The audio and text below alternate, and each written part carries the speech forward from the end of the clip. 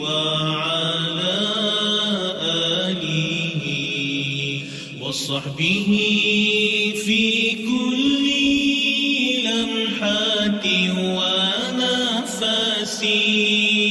ونفس بعدد كل معلوم لك. اللهم صل صلاة كاملة وسلم سلاما تاما على سيدنا محمد الذي تنحل به العقد وتنفرج به الكرب وتقضى به الحوائج وتنال به الرغائب وحسن الخواتيم ويستسقى الغمام بوجهه الكريم وعلى آله وصحبه في كل لمحة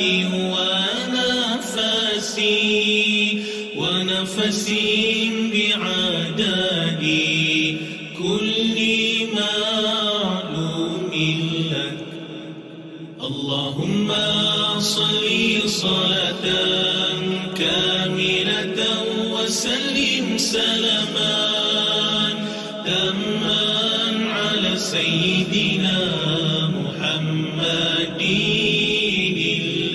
الذي تنحل به العقد وتنفرج به الكرب وتقضى به الحوائج وتنال به الرغائب وحسن الخواتيم ويستسقى الغمام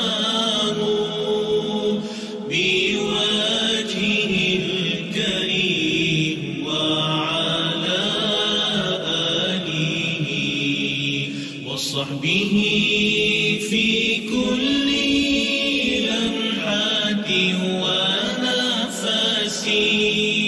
ونفس بعدد كل معلوم لك.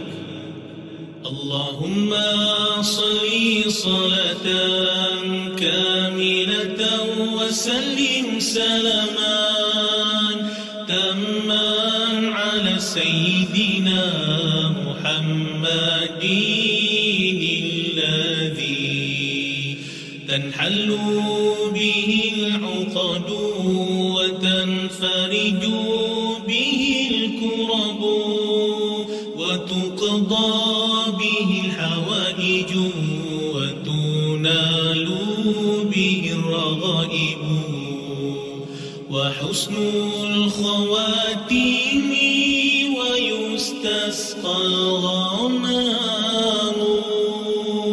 بوجهه الكريم وعلى آله وصحبه في كل لمحة ونفس بعدد كل معلوم لك. اللهم صل صلاة كاملة وسلم سلاما تاما على سيدنا محمد الذي تنحل به العقد وتنفرج به الكرب وتقضى به الحوائج وتنال به الرغائب وحسن الخواتيم ويستسقى الغمام بوجهه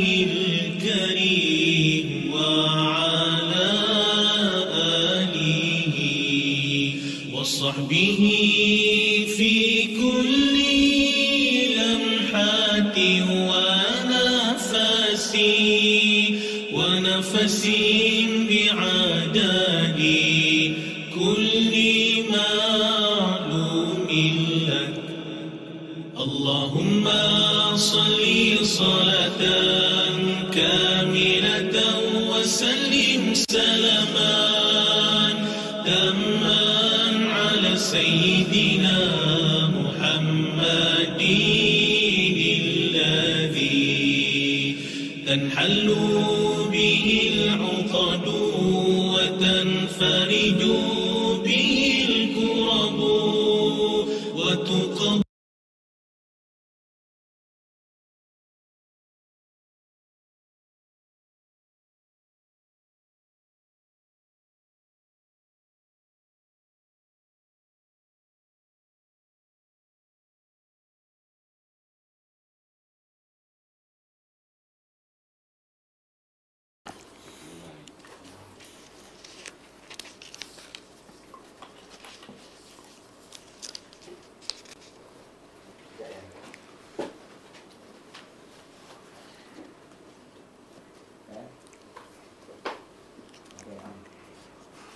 بسم الله الرحمن الرحيم. الحمد لله رب العالمين الرحمن الرحيم مالك يوم الدين إياك نعبد وإياك نستعين اهدنا الصراط المستقيم صراط الذين أنعمت عليهم غير المغضوب عليهم ولا الضالين. آمين.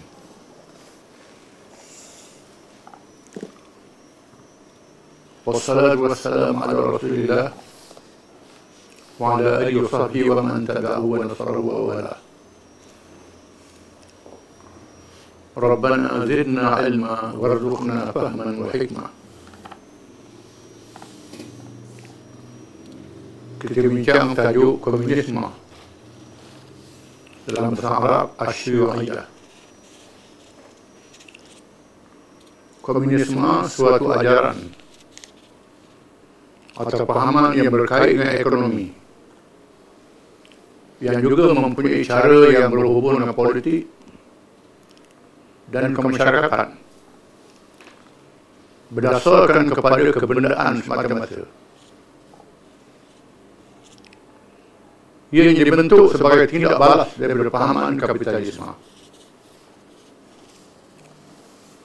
Apabila kapitalisme membawa ajaran kebebasan individu untuk berlaku perlombaan ekonomi, menyebabkan kewajipan terhadap masyarakat terbiar.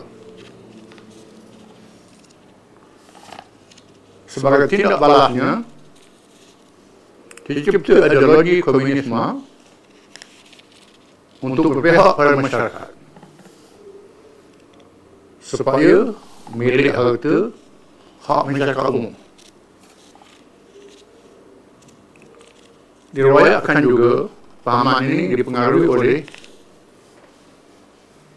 ajaran lama Parsi Maldax yang menganggap semua nikmat dunia ini milik orang ramah. Bukan sahaja harta termasuk perempuan, pakai ikut suka, milik umum bukan milik seorang. Sebab begitu sekali melampaunya. Ada yang mengatakan ajaran ini dipengaruhi oleh Maldax. Di zaman moden dinamakan komunisme, berkait dengan ekonomi saja. Pengasasnya yang pertama ialah seorang Yahudi Jerman bernama Karl Marx, yang mengisytiharkan ajarannya pada tahun 1848 Masehi, mengeluarkan bukunya yang bernama Das Kapital dalam bahasa Jerman pada tahun 1867 Masehi. Das Kapital dengan makna modal, teori modal. Modal ni tanah umpamanya hak milik kepada umum, tak boleh pada individu.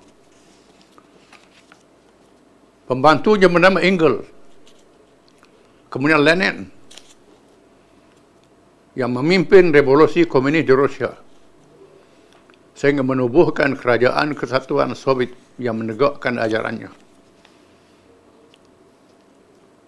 Di mana Lenin telah berjaya mempengaruhi buruh petani di Rusia, menggulingkan Raja Rusia, menubuhkan kerajaan komunis berdasarkan kepada pahaman Karl Marx.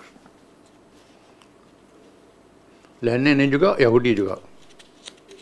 Sebenarnya Yahudi ini merosakkan dunia, merosakkan manusia. Sebagaimana Tuhan sebut dalam Quran, melakukan fasad, kejahatan di bumi. Kemudian diteruskan oleh Stalin yang menjadi pemimpin selepas Lenin. Lenin meninggal dunia, naik Stalin memimpin negara Soviet Union. Di antara pemimpinnya Trotsky, Yahudi Rusia. Dia berpecah daripada Stalin kerana berselisih pendapat. Timbul mazhab Trotsky yang lebih keras pada Stalin lagi. Di negeri China pula dipimpin oleh Mao Zedong yang menubuhkan kerajaan komunis di negeri China. Jadi komunis berjaya menubuhkan dua kerajaan besar. Satu di Soviet Union, iaitulah selepas menang Rusia, dia tawan negeri-negeri Asia Tengah sampai Eropah Timur.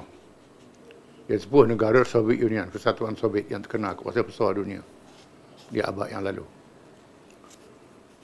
Kemudian Mao Zedong berjaya melancarkan revolusi komunis di China. Tubuh kerajaan komunis di China, dua kerajaan besar.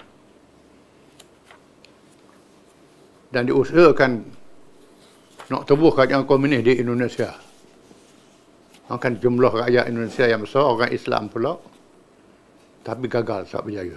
Tahun 65. Perancangan untuk menubuhkan satu negara komunis di negeri orang Islam. Di Albania, negeri orang Islam, Eropah Timur, dia berjaya rampas jadi negara komunis. 80% orang Albania adalah orang Islam. Sekarang ni komunis dah jatuh. Di antara dasar-dasar yang menjadi pegangan dan kepercayaan komunis ialah yang pertama, tidak percaya pada adanya Tuhan. Dan perkara-perkara yang gaib seperti malaikat, jin, dosa, pahala dan sebagainya. Di mana mereka menjadikan kebendaan semata-mata sebagai asas kepercayaan.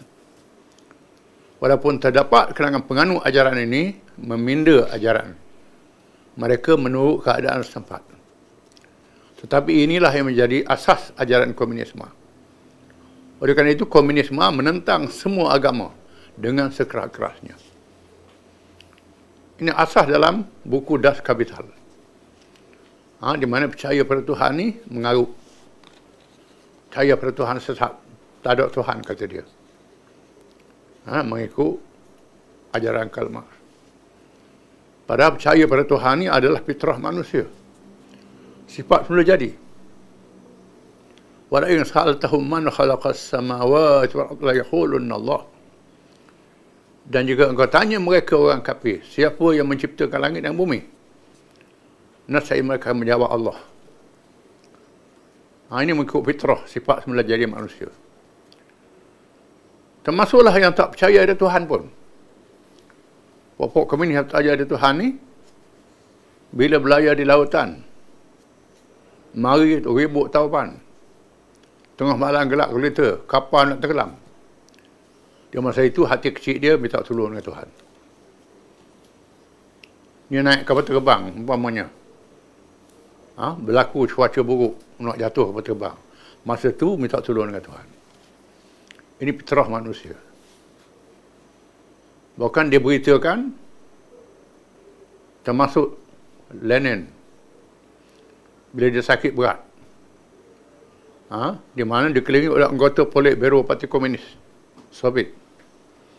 Semua doktor gagal nak beri rawatan pada dia. Kerana terlalu sakit, sebut nama Tuhan.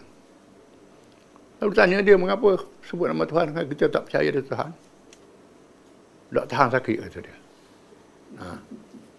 Tak tahan sakit. Ini fitrah manusia. Bohong tak percaya pada Tuhan. Fitrah manusia mesti balik pada percaya pada Tuhan.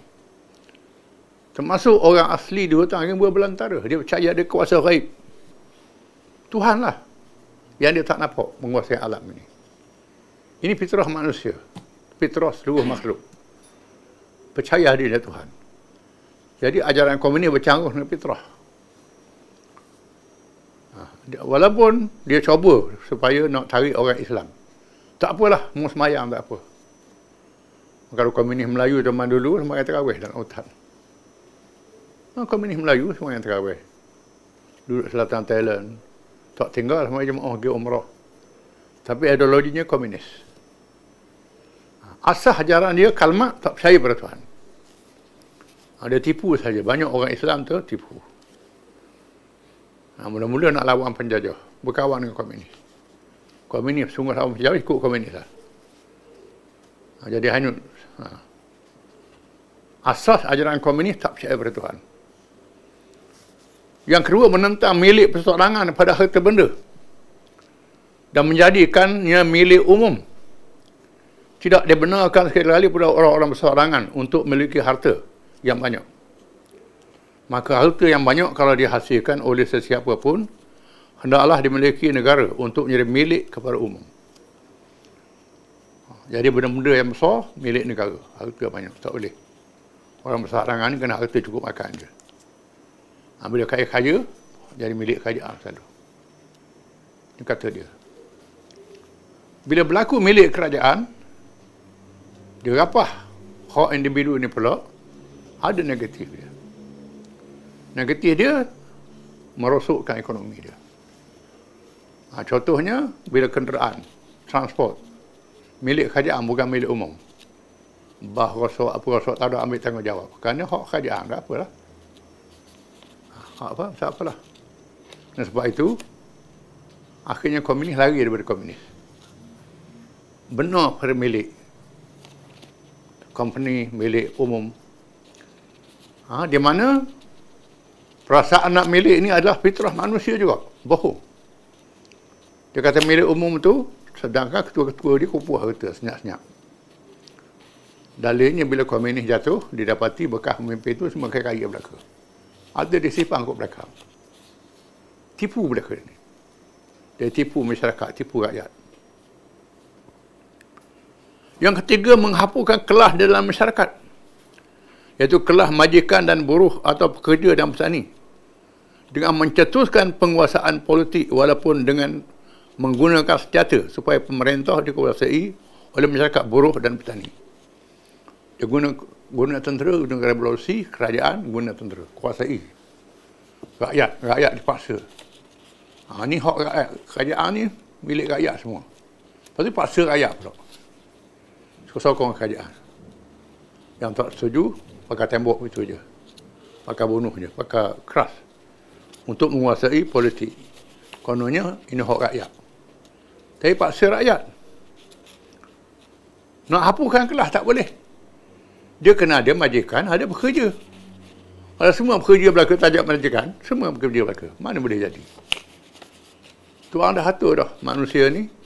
Ada yang bijak, ada yang kurang bijak, ada yang ada pendapat, tak ada pendapatan. Ada pekerja, cuma Tuhan suruh simak rasa je. Suruh adil, suruh baik. Itu, nak hapus kelas tak boleh. Itu berlaku, Tuhan jadikan manusia ni berperingkat-peringkat. Kebolehan dia, harta dan seumpamanya. Di mana setengah yang lain mengambil faedah daripada setengah yang lain. Orang kaya ambil faedah daripada orang susah kerja. Orang susah ambil faedah dari orang kaya, modal dia. Tuhan dah atur dah begitu. Cuma mestilah jujur semua pihak. Jangan ada penindasan. Islam dah kawal. Dia nak hapus ini. Yang keempat, menjadikan rakyat mengabdi diri pada negara semata-mata. Tidak ada prinsip beribadat kepada Allah. Kerana negara dan benda lah yang menjadi Tuhan untuk disanjung dan dipuja. Negara jadi Tuhan. Pemerintah jadi Tuhan. Bukannya Allah Ta'ala. Ini ada juga bau-bau dia pada kalangan kita. Mengarap pemerintah Tuhan dia macam Tuhan. Tak boleh. Tuhan mengatasi pemerintah, mengatasi kerajaan. 5, menafsirkan sejarah dengan pertarungan antara kaum buruh dengan majikan yang berakhir dengan penguasaan kaum buruh secara kekerasan. Mesti berlaku pertemuan antara buruh dengan majikan. Berlaku revolusi, akan berubah dunia ini, kata dia. Akhirnya dunia ini dikuasai oleh buruh, akhirnya tak payah kerajaan. Kalau ikut teori dia, kemunculannya tak payah kerajaan. Maka begitu je, mana boleh? Bercelaru lah. Mesti ada khilafah yang mentadbir menguasai. Ya, kena para etikot berarti ada hari akhirat dan perkara-perkara yang berhubung dengannya. Akhirat tak ada, dunia sepanjang masa. Sedangkan saintis mengatakan dunia ni akan hancur lebur. Bintang ni akan belaga jatuh. Bertaburan antara satu sama lain. Akan rosak, berlakunya kiamat. Yang ni saintis percaya kiamat ni ada. Termasuk saintis komunis percaya kiamat tu ada. Macam mana nak elok, macam mana nak elok kiamat. Tu tak boleh, nak lawan Tuhan tak boleh. Pertentangan antara komunisme dengan ajaran Islam. Komunis ni banyak bercanggah dengan ajaran Islam. Orang Islam mesti kena tolak pahaman komunis ni. Yang pertama, komunisme adalah kekufuran yang sangat besar. Kerana mengingkari wujudnya Allah. Perkara-perkara yang gaib dan hari akhirat yang menjadi perkara akidah dalam ajaran Islam. Bila tak percaya pada Tuhan, kafir lah. Siapa yang menganut komunis jadi kafir. Tak percaya pada gaib, jadi kafir. Dah semangat kafir. Semayang tak kafir pun. Duk percaya kekal mak, jadi kafir lah. Keluar daripada Islam. Dok dia semayang, ada pitih ke umrah. Ini kerana kejahilan. Ketarak dia jahil lah. Bila dah tahu, kena singgah jangan komunisme. Yang kedua, bercanggah fitrah manusia yang berhajat pada keperluan roh dan jasad. Dengan cara yang betul. Mempunyai sifat ananiyah kedirian dan hidup bermasyarakat yang mesti ditimbang dengan adil. Bercanggah sifat semula jadi manusia. Kerana manusia ni ada ruh, ada jasad. Memerlukan makan ruh, memerlukan makanan jasad. Dua-dua kena ada makanan mereka. Kalau jasad saja kenyang, ruh tak ada makanan. Itu yang bunuh diri tu. Bunuh diri sebab tak ada iman, tak ada akal yang waras. Makanan roh tak ada. Makanan perut cukup, nafsu cukup, tak bunuh diri. Makanan roh tak ada.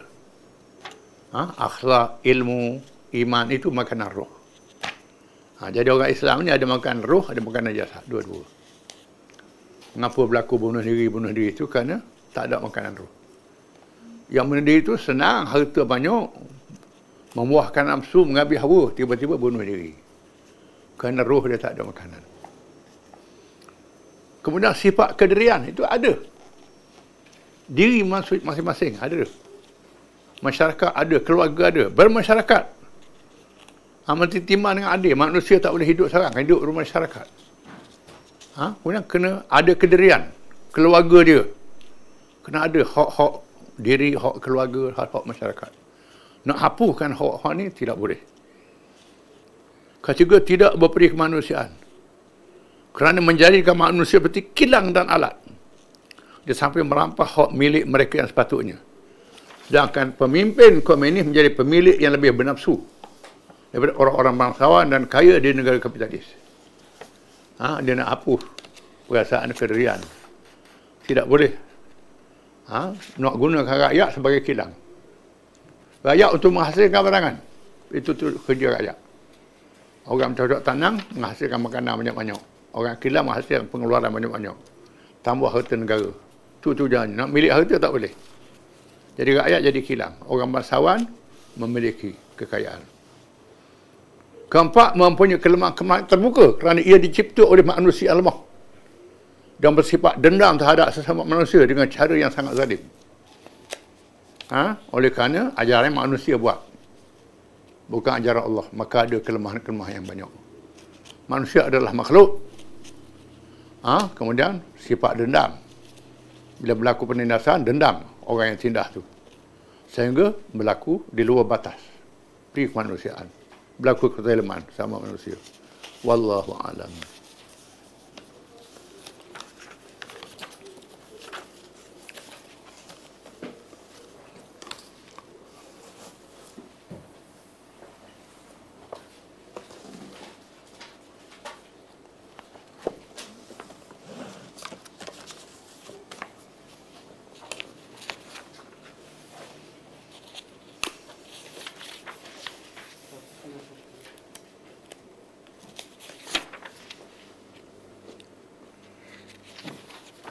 Bismillahirrahmanirrahim. Utusan Raja-Raja Himyar. Rasulullah SAW yang dipandu secara langsung dengan hidayah Allah melalui wahyu dan sebagainya, di samping kebijaksanaan yang menjadi sifat wajib baginya, telah melaksanakan cara-cara yang sangat menarik dalam pentadbiran negara Islam. Di antaranya ialah mengekalkan jawatan raja-raja dan pemimpin yang masuk Islam. Ini bijak Nabi. Yang pentingnya nak ajak orang masuk Islam. Ikut ajaran Islam. Antara bijaknya ialah raja-raja yang masuk Islam tak dipecat. Terus jadi raja. Tak pecat. Jadi raja juga. Raja Oman, Raja Himyar yang kita baca kisahnya. Dengan syarat kamu adil. Merintah cara Islam. Kalau mau mati, latih anak pula. Anak tu kena adil juga. Merintah cara Islam. Itu caranya. Jangan pakai saka je. Tak merintah cara Islam. Mesti merintah cara Islam. Cara ini menggerakkan hati Raja-Raja Himyar di negeri Yaman. Menganut Islam dan menghantar utusan menghadap Rasulullah SAW. Ketika baru pulang dari Tabuk, memaklumkan bahawa raja-raja itu telah masuk Islam. Berdakwah dan berjihad. Raja-Raja Himyar. Himyar ni ialah kabilah-kabilah di Yaman. Banyak. Setiap kabilah ada raja dia. Raja ni masuk Islam. Bukan saja masuk Islam, berdakwah pula. Ajak orang masuk Islam. Berjihad. Mereka ialah Haris bin Abdi Kulal. Nu'aim bin Abdi Kulal. Nu'man Zirra'ni. Ma'afir. Hamadan. Kita baca Hamadan dulu. Za'rah Zabiran. Mereka menghantar wakil bernama Malik bin Murrah Ar-Rahawi. Memaklumkan perkara tersebut kepada Rasulullah SAW. Mengutus surat kepada mereka. Di mana? Dia atas wakil. Wakilnya Malik bin Bani Murrah Ar-Rahawi bertemu dengan Nabi. Dan Nabi tulis surat kepada raja-raja perutusan. Panjang suratnya. Bismillahirrahmanirrahim. Min Muhammad Rasulullah An-Nabi ila Al-Harith bin Abdi Kulal wa Nu'aim bin Abdi Kulal wa Nu'man qila Dhi Ra'in wa Mu'afir wa Hamadan amma ba'du dhalikum fa inni ahmadu ilaikum Allah alladhi la ilaha illahu fa innahu qad waqa'a naba'a rasulikum munqalabina min ardi Rum falaqina bil Madinah فبلغ ما أرسلتم به وخبرنا ما قبلكم وأنبأنا بإسلامكم وقتلكم المشركين وأن الله قد هداكم بهداه إن أصلحتم وأطعتم الله ورسوله وأقمتم الصلاة وآتيتم الزكاة وأعطيتم من المغانم خمس الله وسهم النبي صلى الله عليه وسلم وصفيه وما كتب على المؤمنين في صدقة من العقار 10 ما سقط العين وسقط السماء وعلى ما سقى الغرب نصف العشر وأن في الإبل في 40 ابنة لبون وفي 30 من الإبل ابن لبون الذكر وفي كل 5 من الإبل شاة وفي كل 10 من الإبل شاتان وفي كل 40 من البقر بقرة وفي كل 30 تبيع جذع أو جذعة وفي كل 40 من الغنم سائمة وحدها شاة وإنها فريضة الله التي فرض على المؤمنين في السرقة فمن زاد خيرا فهو خير له ومن أدى ذلك وأشهد على إسلامه وظاهر المؤمنين على المشركين وظاهر المؤمنين على المشركين فإنه من المؤمنين له ما لهم وعليهم ما عليهم وله ذمة الله وذمة رسوله وإنه من أسلم من يهودي أو نصراني فإنه من المؤمنين له ما لهم وعليه ما عليهم ومن كان على يهوديته أو نصرانيته فإنه لا يرد عنها وعليه الجزية Wa ala kulli halin min dhakarin wa unsa hurrun aw 'abdin dinarun wafi min qimatil ma'afiri aw 'aradahu thiyaban faman adda dhalika ila Rasulullah sallallahu alaihi wasallam fa inna lahu dhimmatallahi wa dhimmatar rasulih wa man mana'ahu fa innahu aduwwullahi wa lirasulih wa amma ba'du fa inna Rasulullahi Muhammadan an-nabi arsala ila zar'ah zi yadan an id ataka rusuli fa awsikum bihim khaira Mu'adh bin Jabal wa Abdullah bin Zaid wa Malik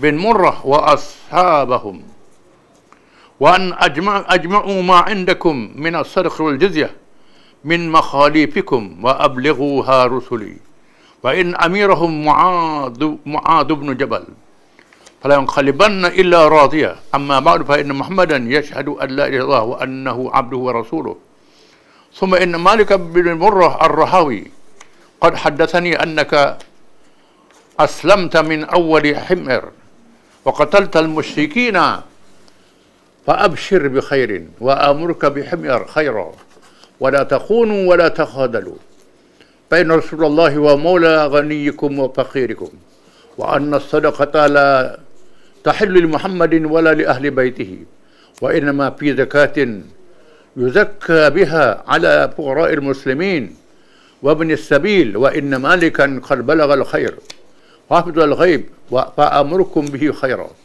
وإني قد أرسلت إليكم من صالح أهلي وأولي دينهم وأولي علمهم فأمركم بهم خيرا فإنهم منظور إليهم والسلام عليكم ورحمة الله وبركاته. Panjang surat. Dengan nama Allah yang Maha Pemurah lagi Maha Penyayang. Dari Muhammad Nabi kepada Al-Haris bin Abdi Kulal, Nu'aim bin Abdi Kulal, An-Nu'man qil dikatakan zi qarn, dikatakan qil tu dikatakan Ma'afir dan Hamadan. Adapun selepas itu saya memuji Allah kepada yang tiada Tuhan malaikat dia. Maka sesungguhnya sampai berita ketibaan utusan kamu ketika kembali dari Rom, maka dia bertemu kami di Madinah, lalu menyampaikan dengan pertusan kamu, menyampaikan berita dari pihak kamu, berita kamu masuk Islam dan kamu memerangi orang-orang musyrikin, dan sebenarnya Allah Ta'ala telah memberi hidayah kepada kamu dengan petunjuknya. Ini Nabi sebut hidayah Allah masuk Islam. Kamu hendaklah melakukan islah, pembaikan, mentaati Allah dan Rasulnya, mendirikan salat, menunaikan zakat, memberi ghanimah. Ghanimah ni rampasan perang daripada hak Allah dan Nabi SAW. Ini hak rakyat. Melaksanakan zakat pertanian yang diwajibkan ke atas orang-orang yang beriman dengan membayar ushur 1/10. Sekiranya disiram dengan mata air dan hujan dan setengah ushur, setengah ushur, artinya 1/5 dah. Ushur yang disiram dengan tenaga sendiri. Dan sesungguhnya zakat unta 40 ekor hendaklah dibayar zakat dengan seekor bintu labun, 30 ekor dengan seekor ibnu labun, 5 anak-anak unta ibnu labun, 5 ekor unta dengan seekor kambing, dan 10 ekor dengan 2 ekor kambing. Pada tiap-tiap 40 ekor lembu dengan seekor lembu betina, dan pada tiap-tiap 30 ekor lembu seekor tabi' lembu jantan atau betina, dan pada tiap-tiap 40 ekor kambing dengan 1 kambing. Ini zakat. Dan sesungguhnya adalah satu fardu ain, fardu Allah, wajibkan ke atas orang-orang yang beriman dalam perkara sedekah zakat. Maka sesiapa yang memberi lebih, maka itulah yang lebih baik baginya. Boleh lebih pada itu tambah. Dan sesiapa yang menunaikan kewajipan itu dan disaksikan Islamnya dalam keadaan orang-orang Islam memerintah orang-orang musyrikin, maka diberi bagi mereka hak mereka sebagaimana hak orang-orang Islam, dari segi hak dan keadilan. Ini orang bukan Islam tak paksa masuk Islam, jadi rakyat, kena layan. Dan dibebankan ke atas mereka orang-orang bukan Islam apa-apa diwajibkan kepada mereka orang-orang Islam, Pikul tanggungjawab bersama mempertahankan negara. Orang Islam bayar zakat, dia bayar cukai. Memikul tanggungjawab memelihara negara dan masyarakat.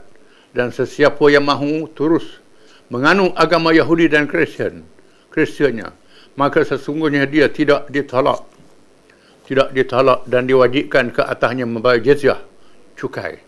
Cukai keselamatan. Dalam tiap-tiap keadaan, jizyah ni cukai keselamatan. Jaga keselamatan, bukan cukai kepala. Kita Jawi lama sebut cukai kepala. Dia orang lah. Punya kepala tu guru macam potong kepala je. Sebenarnya jizyah ni jazak. Untuk jaga keselamatan, keamanan dia. Sebabnya Abu Ubaidah bin Jarrah, bila tak boleh nak jaga keselamatan, dia pulang balik cukai tu. Dalam tiap-tiap keadaan lelaki perempuan yang merdeka atau hamba, yang merdeka atau hamba, 1 dinar wafir, mengikut harga ma'afir, dinar ma'afir, mata wang dia, atau berupa barang seperti pakaian, maka sesiapa yang menunaikan perkara itu kepada Rasulullah, maka baginya jaminan Allah dan Rasulnya. Dan barang siapa yang menghalangnya, maka dia menjadi musuh Allah dan Rasulnya.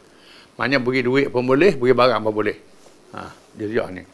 Adapun selepas itu ditujukan pada Za'rah bin Yazan. Apabila sampai kepadamu utusan-utusanku, maka aku berpesan supaya kamu berbuat baik kepadanya. Mereka ialah Muaz bin Jabal, Malik bin Ubadah, Uqbah bin Umar, Malik bin Murrah, dan rakan-rakan mereka, dan hendaklah kamu mengumpulkan apa-apa yang ada di sisi kamu daripada harta, sedekah, zakat dan sumbangan, dan jizyah kepada orang-orang yang beragama lain daripada kamu, dan sampaikannya kepada utusan-utusanku, dan bahawa ketua mereka ialah Muaz bin Jabal. Maka janganlah berubah malaikan dengan keadaan redha. Muaz Jabal dia ketua pada utusan-utusan ni. Dia sebut dalam hadis, Nabi tanya Muaz bin Jabal, kalau ada masalah, nak selesai macam mana? Muaz kata dengan kitab Allah, dengan Quran. Kalau tak ada dalam Quran, Muaz kata selesai dengan sunnah Rasulullah. Kalau tak ada sunnah aku, saya berijtihad. Ijtihad tidak menyeleweng, tak menyimpang daripada dasar agama. Hanya benda yang tak ada nah, kena ijtihad. Di sana ada dasar umum dalam Quran dan hadis. Adapun selepas itu, maka bahawa sesungguhnya Muhammad menyaksikan dengan penuh keyakinan bahawa tiada Tuhan yang sebenar melainkan Allah, dan bahawa sesungguhnya dia Muhammad adalah hamba dan rasulnya. Kemudian Malik bin Murrah Ar-Rahawi memberitahuku bahawa kamu telah menganut Islam, dengan kamu juga menjadi pemimpin himyar, dan kamu memerangi orang-orang musyrikin. Maka bergembiralah dengan yang baik itu, dan urusanmu memerintah himyar dengan baik. Jangan bersedih dan jangan kecewa. Bahawa Rasulullah menjadi pelindung kepada kamu yang kaya dan yang miskin, dan harta sedekah tidak sampai untuk kepentingan diri Muhammad, dan tidak juga untuk kepentingan diri keluarganya. Zakat tak boleh Nabi. Keluarga Nabi tak boleh terima zakat. Sesungguhnya ia adalah zakat yang ditunaikan untuk orang-orang fakir, orang-orang memerlukan bantuan dalam kalangan orang-orang Islam, dan orang musafir yang memerlukan pertolongan. Dan sesungguhnya Malik telah menyampaikan yang baik dan menjaga apa yang tersembunyi, dan menyuruh kamu perkara yang baik. Dan sesungguhnya aku telah menghantar kepada kamu orang-orang yang soleh dalam kalangan ahliku, yang paling baik dari segi berpegang dengan agama, berilmu, maka urusan kamu baik bersama mereka. Maka sesungguhnya mereka memberi perhatian terhadap urusan kamu. Wassalamualaikum warahmatullahi wabarakatuh. Jadi Nabi Atta ni semua sahabat-sahabat yang alim. Yang paling alim Muaz bin Jabal radhiyallahu anhu. Warakah yang terkandung di dalamnya petunjuk, arahan dan juga nasihat yang mencakupi urusan agama dan mentadbir dengan agama, tadbir dengan Islam dalam pemerintahan masyarakat majmuk, masyarakat yang campur. Rakyat yang berbilang agama dinyatakan di dalamnya sebahagian daripada urusan sumber keuangan negara Islam, iaitu zakat yang diwajibkan ke atas orang-orang Islam, jizyah yang diwajibkan ke atas orang-orang yang bukan Islam. Orang Islam baik zakat, bukan Islam baik jizyah. Kewajipan zakat berbeza dengan jizyah kerana ia menjadi ibadah yang dibina di atas akidah atau iman, menjadi salah satu daripada rukun Islam. Zakat ni adalah ibadat, tak boleh dihapuskan. Adapun jizyah merupakan tanggungjawab keuangan ke atas orang bukan Islam, tanpa kaitan dengan agama. Tak ada kaitan dengan agama. Kerana kita tidak boleh memaksa mereka menganut Islam. Jizyah hendaklah disertakan dengan kewajipan kerajaan Islam memberi perlindungan kepada mereka dari segi keselamatan, keamanan dan menjamin hak kerakyatan dengan seadil-adilnya. Ini tanggungjawab kita bila bayar jizyah. Kalau jaminan itu tidak ada, maka tiada bermakna mengambil jizyah. Kalau ambil cukai je, tak bela dia, tak ada makna jizyah tu. Oleh kerana itu, apabila berlaku di zaman Amirul Mukminin Umar bin Khattab radhiyallahu anhu, kerajaan Islam yang menghadapi ancaman tentera Rom Timur, Bizantin, yang terlalu besar sehingga semua anggota dikerah, maka Abu Ubaidah radhiyallahu yang menjadi pemerintah tentera Islam di kawasan itu telah menolak jizyah yang hendak dibayar oleh orang bukan Islam di kawasan itu. Ini berlaku. Orang bayar cukai tak boleh, tak nak. Kerana tak sanggup nak jaga keselamatan. Ini Abu Ubaidah. Tetapi yang menakjubkan ialah orang-orang yang bukan Islam lebih rela berada di bawah pemerintahan Islam yang ada itu. Orang bukan Islam kata kami nak bawah kerajaan. Padahal dia Kristian, tak boleh bawah Rom zalim. Sumber kewangan negara itu diambil dari orang-orang yang mampu dan berada sahaja. Orang tak mampu tak kena tukar. Orang Islam, orang kaya kena zakat, orang miskin tak kena zakat. Adapun orang fakir dan miskin tidak dibebankan dengan bayaran, bahkan mereka dibantu. Dalam surat yang dihantar pada Raja Himyar itu terdapat juga arahan-arahan yang khusus dan tidak dinyatakan zakat harta, penjagaan dan lain-lain. Dia sebutnya zakat ternakan, zakat pertanian. Zakat harta tak ada. Kerana mereka tak menjaga. Mungkin kerana keadaan-keadaan yang tentu di kawasan itu. Di dalam surat itu mendedahkan bahawa rumah kediaman dan alat-alat pekerjaan yang menjadi rukun hidup tidak dikenakan apa-apa bayaran. Jadi alat tak kena zakat, tak boleh nilai zakat. Alat-alat rumah. Wallahu a'lam.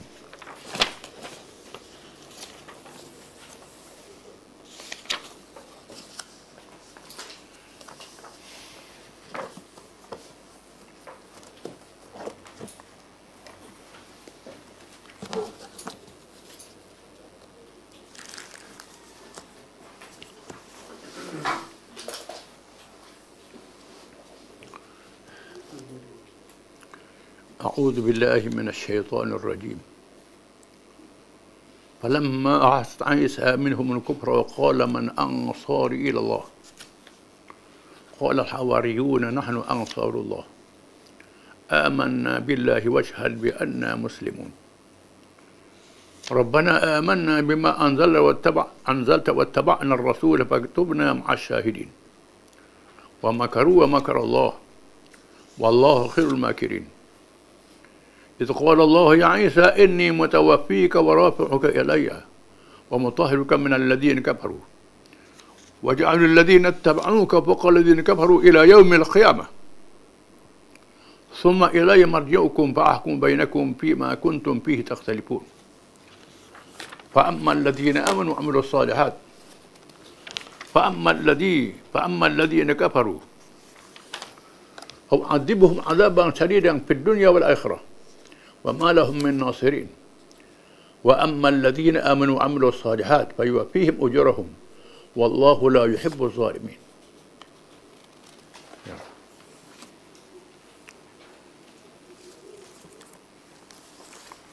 Maka terkadang Nabi Isa merasa serta mengetahui dengan yakin akan kekufuran dari mereka kaum Yahudi. Berkatalah ia, siapakah penolong-penolongku dalam perjalananku kepada Allah? Dengan menegakkan agamanya. Orang-orang Hawariyun, penyokong-penyokong Nabi Isa berkata, kamilah penolong-penolong utusan Allah. Kami telah beriman kepada Allah. Dan saksikanlah wahai Isa, sesungguhnya kami ialah orang-orang Islam yang berserah bulat-bulat kepada Allah. Wahai Tuhan kami telah beriman kepada apa yang telah Engkau turunkan. Dan kami mengikut Rasulmu. Oleh itu, suratkanlah kami orang-orang menjadi saksi yang mengakui keesaanmu dan kebenaran Rasulmu. Dan orang-orang Yahudi yang kafir itu pun merancang tipu daya hendak membunuh Nabi Isa.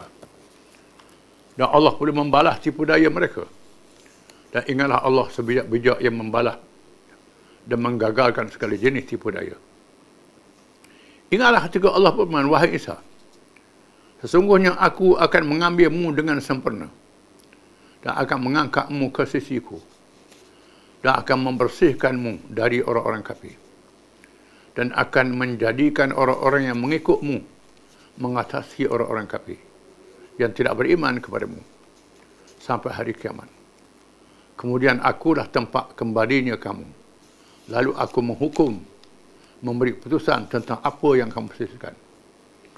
Adapun orang kafir, maka aku Allah akan menyeksakan mereka dengan azab yang amat berat di dunia dan di akhirat. Dan mereka pula tidak akan boleh sesiapa pun yang dapat menolong. Adapun orang yang beriman dan mengerjakan amal-amal saleh, maka Allah akan menyempurnakan pahala mereka. Dan ingatlah Allah tidak suka pada orang yang zalim.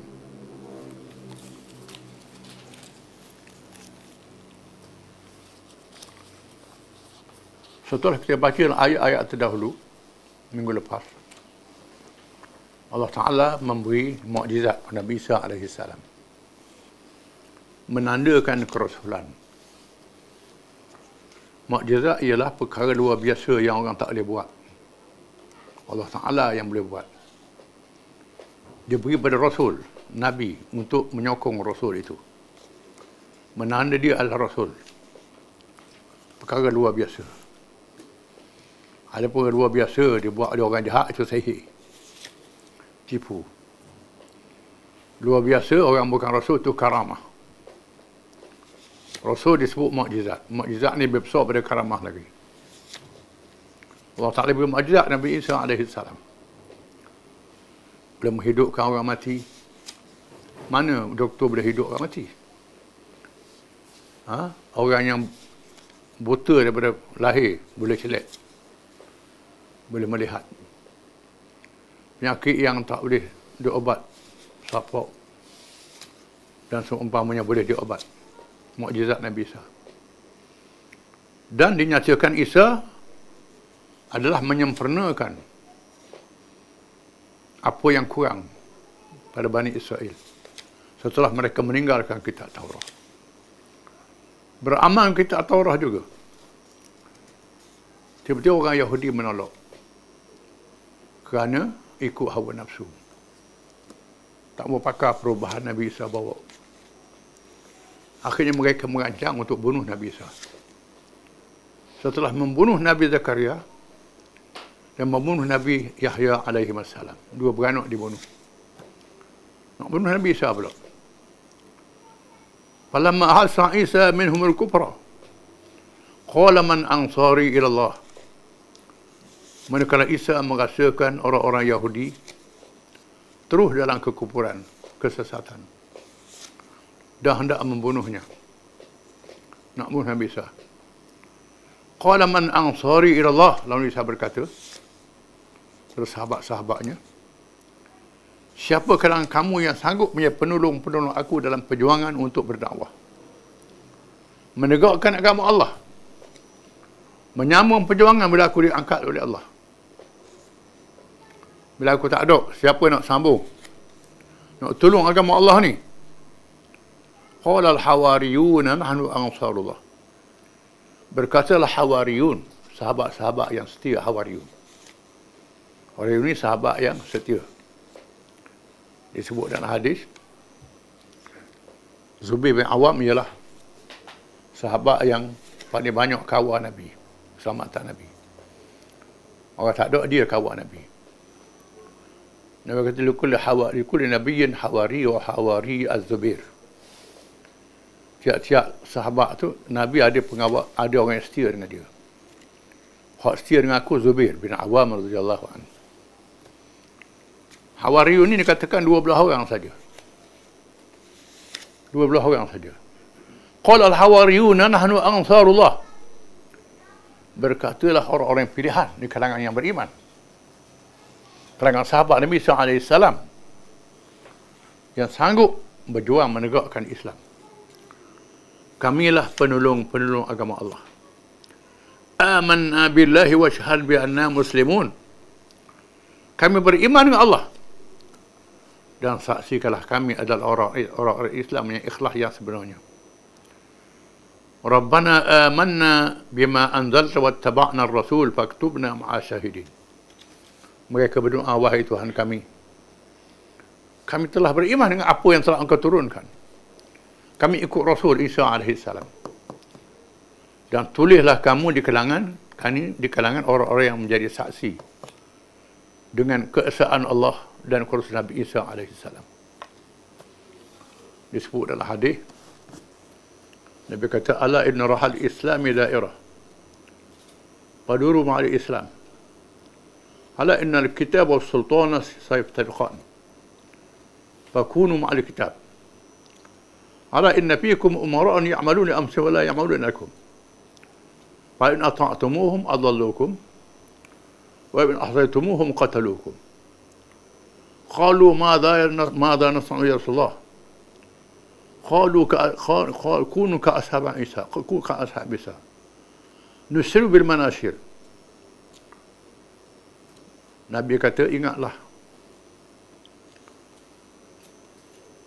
Islam ni akan berpusing